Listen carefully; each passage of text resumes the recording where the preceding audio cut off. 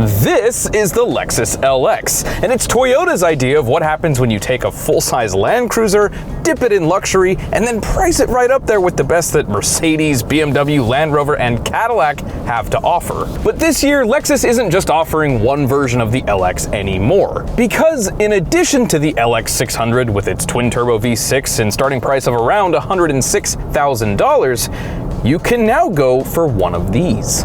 This is the LX700, and the badge on the back isn't only the biggest number Lexus has ever slapped onto an SUV, but what it stands for is the most powerful and most expensive LX in the brand's history. And for the first time, there's what they call the Overtrail Edition, which gets you all the off-road hardware you could ever ask for, including 3 locking differentials right from the factory. There's also a new ultra-luxury version, which can be optioned with massage rear seats and even an ottoman. And there's this one, officially called the LX700h F-Sport handling, which aims to add some sporty feel and flair to this 6,300-pound body-on-frame bruiser. Oh, and that little H on the back? You guessed it, it stands for hybrid. All versions of the LX700 are hybrids now. You get the same 3.4-liter V6 as the LX600, but now with a high-voltage battery and an electric motor in the transmission, which hasn't done much for fuel economy, but has unlocked lower overall emissions and a bit more performance. So the big question is, does the LX still rule the world of big body-on-frame luxury SUVs, or has the competition caught up? Let's find out. To understand the LX, you gotta understand the Land Cruiser. Since the 50s, the Land Cruiser has been Toyota's go-anywhere, survive-anything tank on wheels. It's the kind of vehicle that conquers the outback, hauls families across the Rockies, and occasionally smuggles a dictator out of a war zone. But in the 90s, Toyota saw an opportunity. What if they took the bulletproof body-on-frame Land Cruiser and made it fancy? What if they built a rough and rugged SUV that did double duty as a stylish, comfortable, and luxurious daily driver? What if they took the recipe for a Range Rover but spiked it with a heavy pour of Toyota reliability? Enter the LX. Same legendary durability, same insane off-road performance, just now with leather, wood trim, and a price tag that made brands like Land Rover sweat through their shirts. The rest is history, and ever since, the LX has been the answer for a reliable, no-nonsense alternative to the often more fragile, tech-heavy European competition. Like many of this car's cousins, it rides on the GAF platform, which can be found underpinning everything from the Tacoma and 4Runner to the 250 series Land Cruiser. Even the Tundra and Sequoia ride on basically the same architecture, which means it's got the same golden ratio wheelbase that engineers have identified as the perfect blend between capability, comfort, and practicality. But don't think that this means this is a Sequoia all dressed up for date night, because the changes here are much more than skin deep. The engineering ethos here, and I quote, is effortless and refined driving on any road around the world, and to come back alive. Which totally sounds like a nod to the old saying of, if you want to go off-road, take a Land Rover. If you want to get back home again, take a Land Cruiser. But maybe not. To implement the new hybrid system, they've added dedicated cross members to accommodate the added weight and increased length of the powertrain. And according to their chief engineer, by optimizing thickness and positioning of the new cross sections, ground clearance, breakover, and departure angles haven't been compromised at all over a non-hybrid version. They've upgraded the engine mounts to deal with the added weight and torque, and relocated the 12-volt battery to the trunk for better ease of maintenance and additional rear quarter section rigidity. And unlike any other hybrid drivetrain that I know of, Lexus has placed an extreme focus on durability. The battery itself is enclosed in a waterproof case to keep the LX's water fording depth the same as its non-hybrid counterpart. And they've chosen to keep the traditional starter motor and alternator intact, which means if something were to go wrong with the hybrid system, the car simply disables it and lets you continue driving. And they didn't stop there. They've reworked things like the radiator mounts, added additional structural brackets to the instrument panel architecture, and they've completely redesigned the structure of the body mount cushions to increase rigidity between the body and frame, which they claim reduces torsional flex and improves low frequency and secondary vibrations that are inherent to body-on-frame vehicles.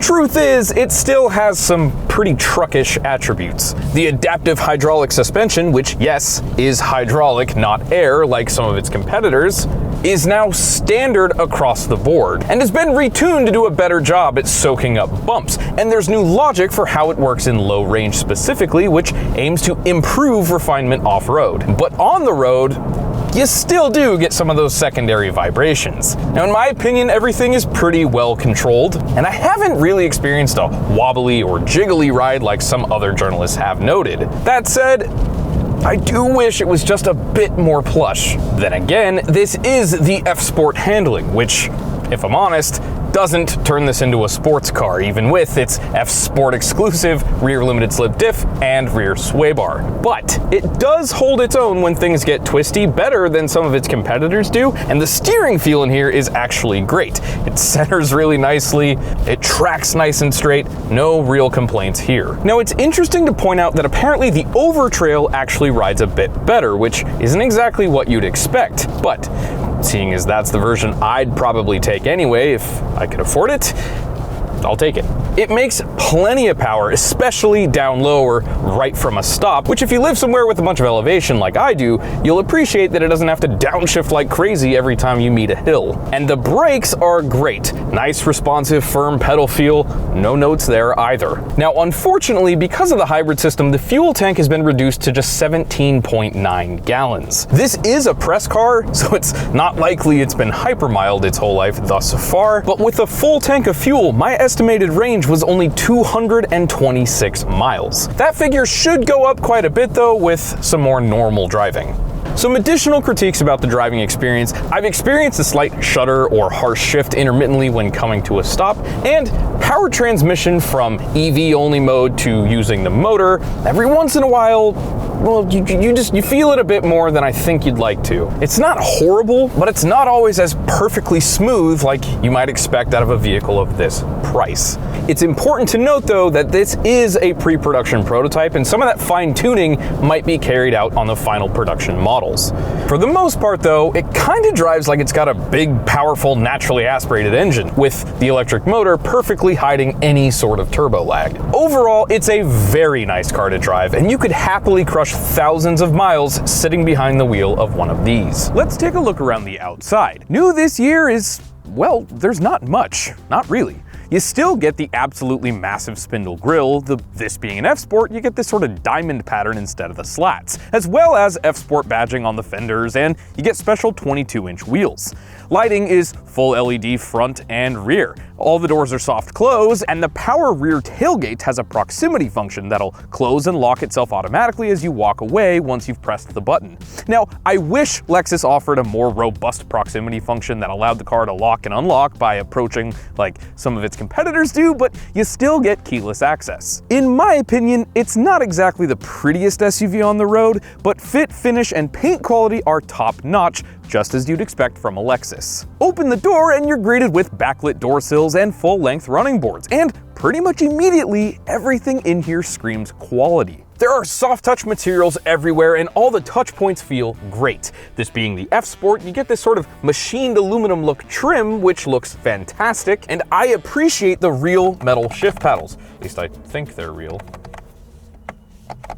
Could be plastic. They're cold like metal. You get a heads-up display, a rear view mirror that doubles as a camera, a gauge cluster that's fully digital and configurable, and not one, but two center touchscreens. The lower one can be used for climate controls or as a display for off-road functions, while the upper one gives you everything you'd expect out of a modern infotainment system, including wireless Apple CarPlay and Android Auto. You get a standard 10-speaker stereo, but this car has the optional 25-speaker Mark Levinson system, a $2,600 option, and it's downright excellent. If you're going to buy an LX, the base audio is fine, but this system is worth every penny. As for climate controls, it's a 4-zone system, and you get redundant physical buttons and knobs, which I absolutely love. And you also get what Lexus calls the Climate Concierge, which uses sensors to detect which seats are occupied and focuses heating and cooling energy on the areas people are actually sitting. Up front, the seats are extremely comfortable. They're basically infinitely adjustable, have heating, cooling, cooling and massage, and I have to say, this is the first car I've ever been in where the massage function really feels like it's doing anything. Most cars just have these sort of flat pillows that inflate and deflate and just kind of push on you. This massage function seems much more concentrated and works extremely well. What doesn't work well is how you activate them. You have to dive into menus, select a seat, toggle it on, just Lexus, if you're listening, just give us a button. Also, the heater grids in these seats are just in the centers. You're not getting heating on the side bolsters, there are no heated surfaces like the armrest or center console, and they don't seem to get all that warm even after manually upping the maximum temperature. Again though, this is a pre-production version, and the final cars might not be like that. Oh, and speaking of the center console, it's one of the greatest designs ever. It opens both left and right, and there's even a hidden button on the back to make accessing it easier for rear seat passengers. It's extremely well thought out and works great. There's a cooling box in here to keep everything cold, except apparently raw meat or fish. I love that little sticker. By default, turning this knob cycles through the sort of on-road driving modes: normal, eco, sport, sport plus, and custom. But by selecting MTS, well, then it scrolls through the various off-road programs, which optimize throttle sensitivity and wheel slip logic and suspension settings, and even the cameras to make your off-road excursion as effortless as possible. And by selecting low range, you unlock a special program for rock crawling, which can be done using the electric motor only for insanely precise wheel torque control, which is pretty cool. There's more in here too. Lexus Safety System Plus now comes standard, but it's worth noting that some features like hands-free traffic jam assist require a monthly subscription after a 3-year free trial. Don't love that. There's an option to make the car automatically drop down to make boarding easier, and you can have it scan your face to automatically load in seat and climate control settings. Notably missing in here though is an option for a panoramic sunroof, something some buyers are going to expect for a vehicle at this price point. In the back, rear seat passengers also get heated and cooled seats, which is fantastic, and you get manually operated sunshades. Those seats are extremely flat, but still very comfortable, and they recline, but they don't slide front or back. That said, if rear seat comfort is a priority, you can pony up for the ultra luxury version. You lose the third row, but you gain captain's chairs and rear seat displays and even an ottoman function for the rear right passenger. The seats fold up and out of the way in a single motion, and everything folds flat for storing larger items or even sleeping back there if you're into that sort of thing. With the third row seats up, which annoyingly move slowly and aren't one-touch capable, trunk space is whittled down to just 7 cubic feet, which is substantially smaller than other full-size luxury SUVs. And that's partially due to the battery back there. You get a little shelf to keep the load floor completely flat. Being a hybrid, you've got a 2400 watt power inverter, and there are USB-C ports to keep the kiddos happy on long road trips. A full-grown human does technically fit in the third row, but I'm only 5'9", and it's not exactly a space I'd want to spend any real time in. It's just going to be a little tight for most adults.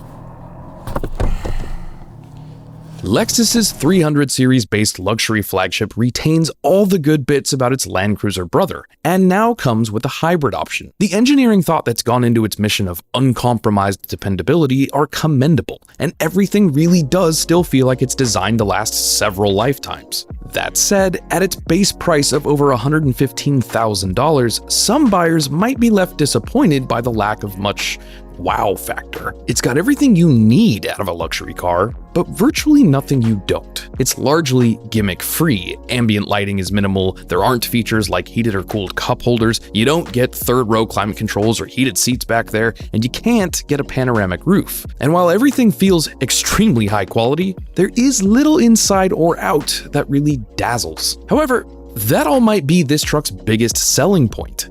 It's more focused than much of its competition. It's capable, dependable, comfortable, and powerful. And for the right buyer, it's frankly an excellent choice. And for those who think the LX is just a fancy mall crawler, Lexus has given us the Overtrail, which is much more than just an appearance package.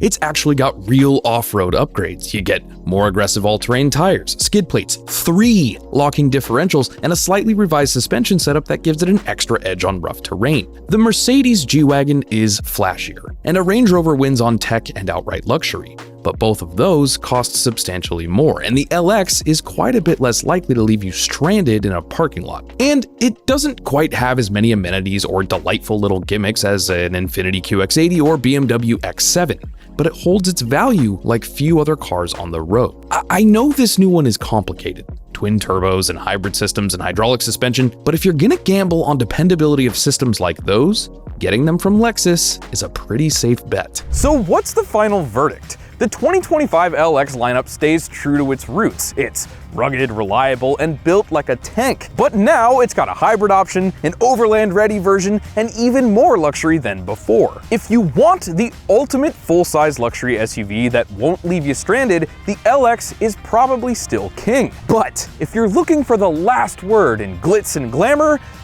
that might not be it. But what do you think? Does the LX still dominate the luxury SUV world, or is there something else that deserves the crown? Let me know down in the comments below. I want to thank Lexus for lending me their car for the week, and I want to thank all of you for watching. If you liked this video and found it helpful or maybe even entertaining, do me a favor and give us a like and consider subscribing if you're new here. My name's Trav, that's the 2025 LX700H, and I'll see you all with a fresh video next week. It really does drive pretty good though. Like, pretty good.